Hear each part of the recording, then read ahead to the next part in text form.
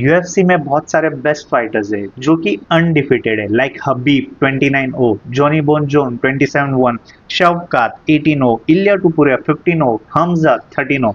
जबकि आप देखो कि कॉनर मैग्रेगर जो कि 6 लॉसेस के साथ आता है एंड सिर्फ 22 विंस के साथ आता है, and still he is more popular, more richer और कई ज्यादा सक्सेसफुल है इन सब से, राइट? ऐसा क्यों?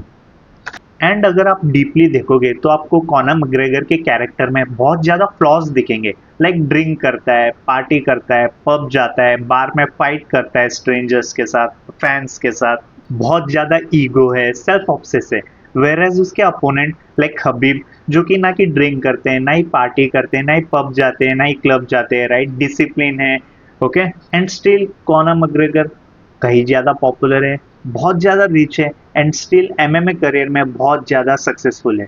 इस वीडियो में हम बात करेंगे कॉनर मैग्रेगर के 5 रूल्स के बारे में। हम डीपली एनालाइज करेंगे उसके पर्सोना को, and I promise after this video you will not see the Conor McGregor the same way again.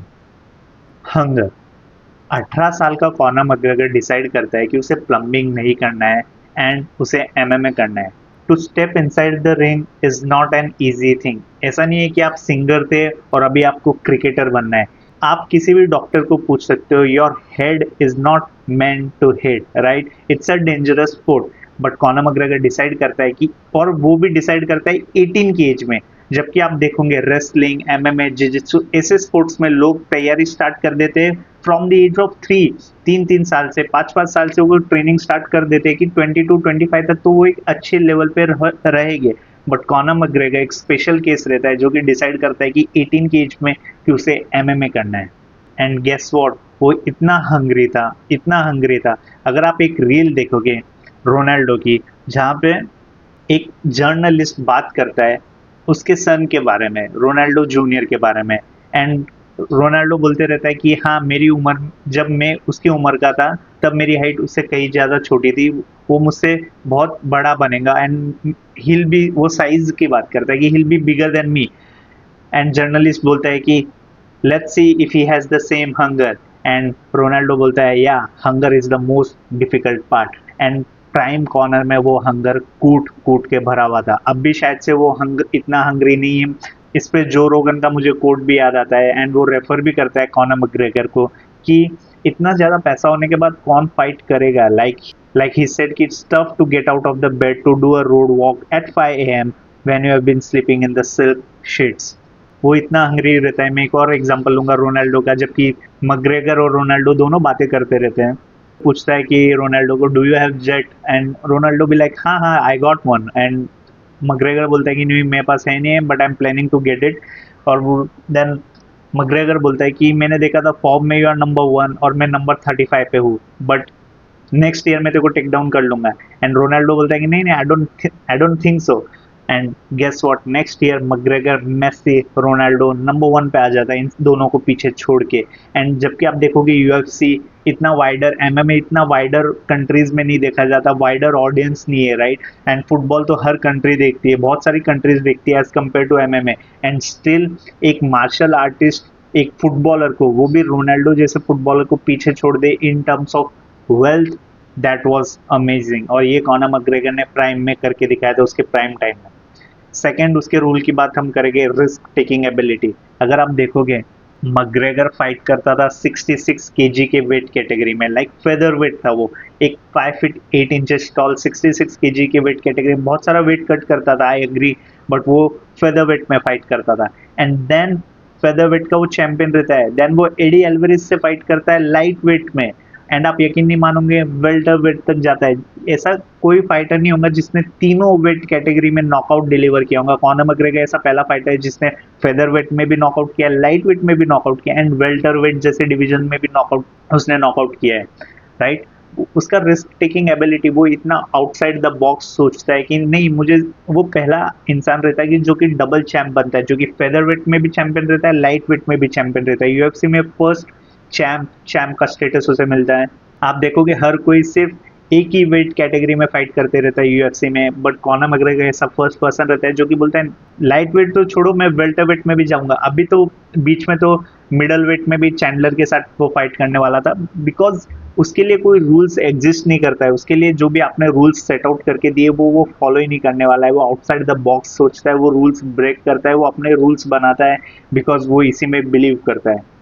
Again कोई यूएफसी फाइटर नहीं है कि जो कि बॉक्सिंग करने लग जाए। कॉनर मैकग्रेगर पहला इंसान रहता है कि जो कि बॉक्सिंग करता है, एंड गेस व्हाट, वो वर्ल्ड की second best fight as per paper view deliver करता है विद फ्लॉयड मेवेदर, राइट। कौन? फ्लॉयड मेवेदर, अगेन अनडिफिटेड 49 हो, उसे पता था वो उसे हारने वाला है, बट स्टिल वो चूज करता है कि लेट्स फाइट, चलो बॉक्सिंग में जाते हैं। एंड और उसने बेस्ट पेपर व्यू डिलीवर करके दिया वो टाइम पे, वो दुनिया की सेकंड बेस्ट फाइट बनी एज पर पेपर व्यू। भले फाइट में इतना ज़्यादा एक्शन नहीं था बट बहुत ही ज़्यादा एंटरटेनिंग थी। एंड जो बॉक्सिंग वाले देखते हैं, you will see how Floyd Mayweather defeated Conor McGregor. Conor McGregor starting में बहुत एग्रेसिवली आता है एंड बहुत सारे अच्छे पंचेस लैंड करता है, बट लेटर राउंड्स में जब उसके पास इतना स्टेमिना नहीं रहता है, फ्लॉयड मैवेदर उसे डोमिनेट करता है उस फाइट में। Third rule, good at mic. Conor McGregor बहुत ही ज़्यादा बेटर है माइक में। I say he is one of the best MMA fighter, जो कि माइक पे one of the best trash talkers बोल सकते हैं हम इसे। वो इतना ज़्यादा एंटरटेनिंग है। यहाँ पे मैं एग्जांपल लूंगा हल्क एंड आयरन मैन का। यू सी, आप हल्क को सिर्फ तभी पसंद, बैनर को तभी पसंद करोगे जबकि वो हल्क है, राइट। एंड जब वो हल्क नहीं है तो आप उसे इतना पसंद नहीं करोगे, यार कब हल्क बनेगा तब ज़्यादा मजा आएगा, तब उसको स्क्रीन पे देखने का मजा है। जब वो हल्क नहीं है आप उसे इतना ज़्यादा पसंद नहीं करोगे क्योंकि हल्क थोड़ा सा बोरिंग है। वेरस टोनी स्टार्क को भले वो सूट में है या नहीं है, हमें टोनी स्टार्क पसंद आता है। Same goes with Connor McGregor, वो रिंग के अंदर हो या बाहर हो, inside the ring full entertainment, outside the ring all same, he provide the entertainment, वो सेम एंटरटेनमेंट डिलीवर करता है। Fourth thing, loyalty. अगर आप देखोगे कॉनर मैकग्रेगर, उसकी अगर फाइट भी हुई थी हबीब के साथ, it's just because of his friend.